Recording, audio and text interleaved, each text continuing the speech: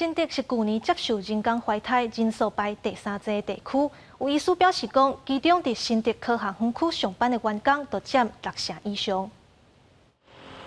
新竹科学园区是台湾科技重镇，当年创造挖一条的产达。园区内底就业人口有15万人，其中20到39岁有8万9千人。因为即摆少年人较慢结婚，佮加上工课压力大，生囡仔对因来讲真无简单。大部分我觉得因为工作环境的关系，压力都比较大，所以可能因为压力大的关系，所以相对的造成不孕的几率会比较高一点。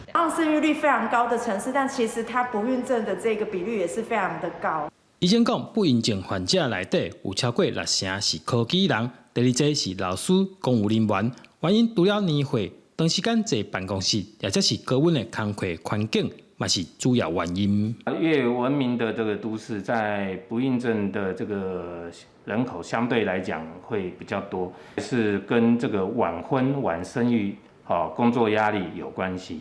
好，那因为越是科技重镇，工作的压力，或者是这个想要这个萌生这个生育。